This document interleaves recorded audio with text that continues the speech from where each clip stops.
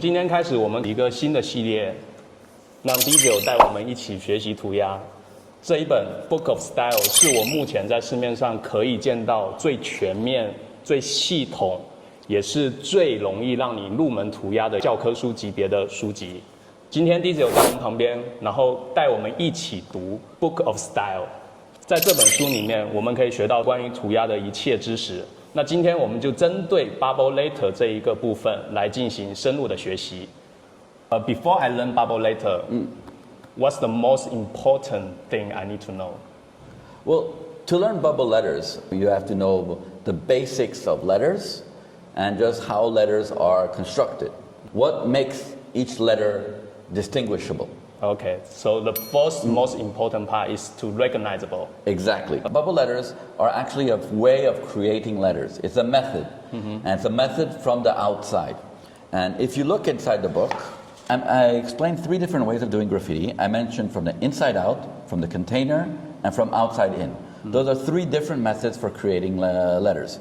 Bubble letters and throw-ups and all those are in the 3rd method. It's called outside in. Because you're creating letters directly from the outside. You're not forming them from the inside. You're not creating bars and structures. You're creating and you're making a line directly on the outside to create that letter. There is a form of skeleton, but it's a different kind of skeleton. It's not a skeleton that's from the inside, if that makes sense. Okay. Page 34. So does it matter if I cannot writing a good tag before I start bubble? No, they're different things. It's like you're learning different skills. You know, you learn how to do a tag, you learn how to do a throw up, you learn how to do a bubble letter, you learn how to do a block letter, a simple, and all those are different ways of doing. This is where I explained the method, so the method 3, which is from the outside in. Now, on here for the method 3, I explain here the structural skeleton. So, like I was saying, there is a structure, there is a skeleton, but it's not from the inside, it's from the outside, which means that think of the area as a box, and then those boxes are cut into. There's lines or dots cut into. That's what creates the letter. So can this block be like a square or like a circle? A square, circle, any kind of shape. Okay. Because you're creating it from the outside in, so you're creating a space which is going to take the letter. And then a bubble letter, it just indicates that you're going to do your lines very roundish. Very curved, like a bubble that's inflating. And because it's a bubble that's inflated, usually you try not to have negative space. Negative space is the space in between letters and inside a letter. So if there's you can put like a B, for example. A B has 2 holes. The inside of the hole, that's a negative space. In a bubble letter, you try to reduce that to the minimum. Why? Because in the essence, a bubble expands, and when you're trying to do basically bubble letters, you're actually trying to fill up the most space in the quickest amount of time, and so it's really trying to take up as much space as possible, but indicating where there's cuts. So without the negative space, much easier to fill in the whole bubble letter. Exactly. Okay. You don't, and it's like it goes quicker because when you have no negative space, one line is enough to show a separation between two areas. Let me show you. Yeah. When I talk about negative space, for example, if I go back to the B,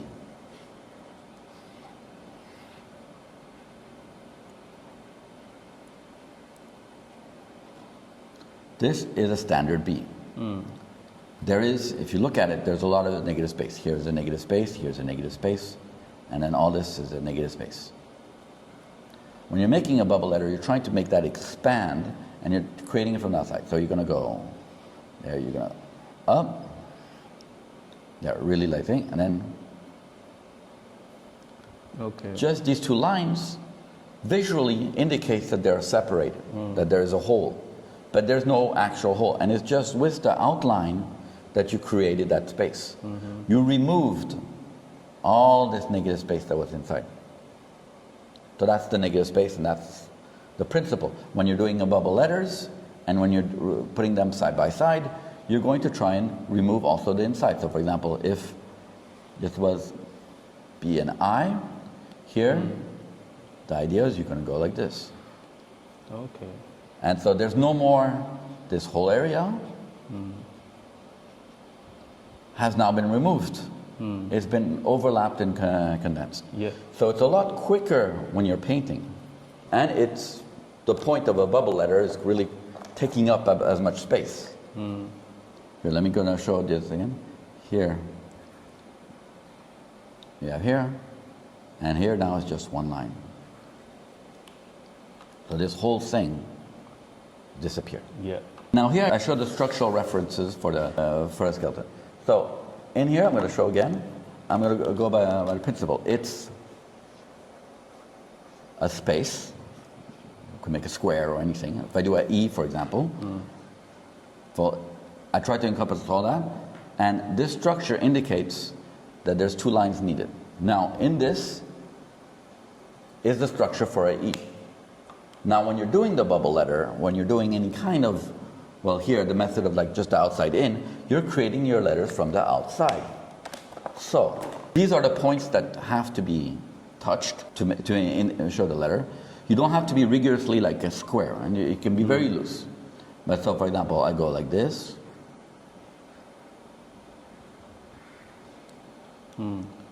By doing so, I've touched every single part that are important. Like I've repeated, I've connected the parts, and I've recreated that letter from the outside. And so here in green, you have all those cuts, and you'll see where it's important to do the whole entire letters. But there must be a most difficult letters to Yes. handle. Yes. X, for example, is very difficult to handle. You have, after there's also habits, like there's problems with some letters have one way of doing that's very good and easy, but then when you're trying to redo it from a different way or from another thing, it becomes very difficult. There's like very little different possibilities that you can do. But it can be very unique. It can be very unique, Yeah. but it can be very hard. For example, here let's try and do X. Yeah. X, again, I create the cross. So this is an X. Now the problem with the X, especially when you're creating any kind of shape from the outside, and this everyone can tell you, it's just, for example, when you're creating it, if on a wall you're going like this, is making sure that the things align. This is a very symmetrical letter, Yeah. and so when they disalign, it can quickly look like an N, or it can look like something else. I see. So Yeah. this is where it becomes very difficult.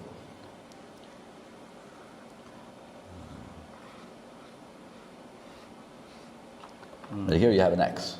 But it's also difficult, like in a sense of like, if I go too far in, then it can become a Y. It can become like a Y like this. So you have to try things, and then they can work. Here I'm going to go again. I'm going to do an X. Notice, like I said, you don't have to, follow exactly like the line. These are just the indications where lines need to be. But, for example, I can, and then,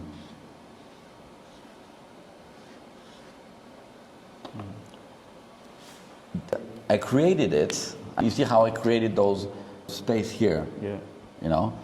By like overlap and going through, makes an indication of what it is.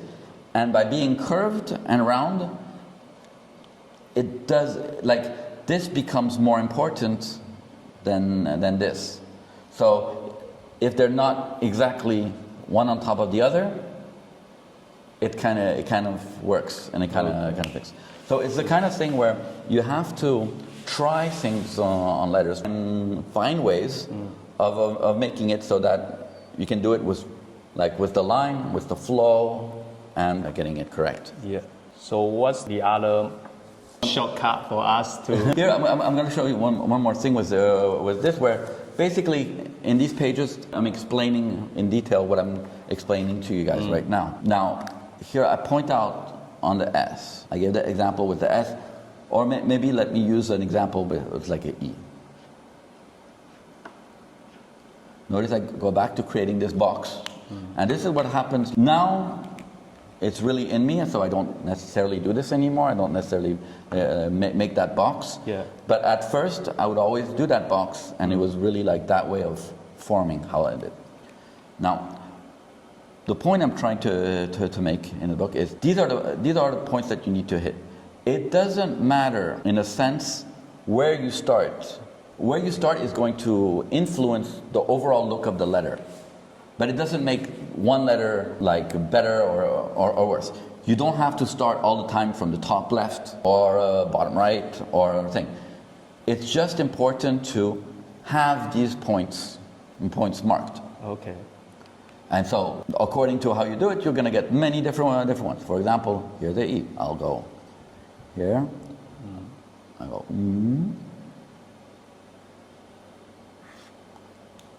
I like to cut back like this, but this is just also it's an element of style because I could have just gone like a big circle. Yeah. And notice the difference when I'm doing where I go suddenly like.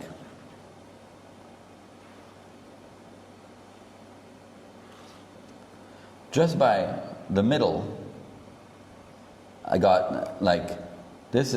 I put the other one goes on top, yeah. and here I'm going the other one goes below. You know, it gives a different look at your letter. And here I'm going to do another one.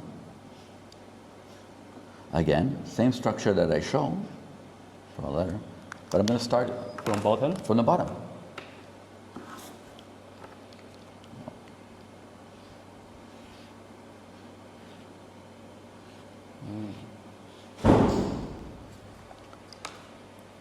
Here, it's basically the same, but by starting from one, it's going to influence how I'm going to do all the other letters and how I'm going to hit the points and how I'm going to get. And one doesn't make it better than the other. It makes a variation. And there are infinite variations. As far as I can see, this one is most fluent because you can do it in one outline, most efficient way. I can do the same thing with this one in one outline. You know, and doing it in one or doing it in many strokes is just a matter of choice. I'm going to try and do the same way in a way from the top, but you're going to see how.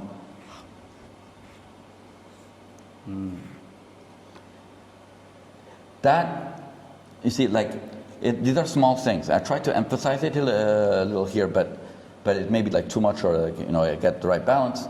But when I'm taking it from the below, this tends to, on the below, I tend to go up, higher, and down. When I take it from the top, I tend to open up this space. It's like, you see like this part, and then this part. Because when I'm going down, I'm going up, then I go up, I tend to reach higher. When I'm going it from the top, I'm going first the down, so this is the most important, and then I'm rebalancing it.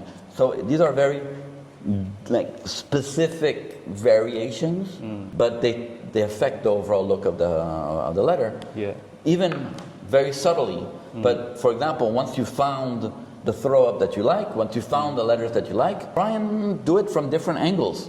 And by doing it from different angles, you're going to see that maybe, by doing it from here, that ever so small difference is going to make it that the letter is going to look even better. Yeah. The throw up's going to go better, or the connections between the letters are going to be more fluid. Yeah. And really give that emotion or the personality to those letters. Yeah, it gives it form, it gives it sense. And so this is what I explain, and then I go into What else? I'm talking about how to connect the two letters together. Oh yeah, this is one of the difficult for me to learn. To learn how? Yeah.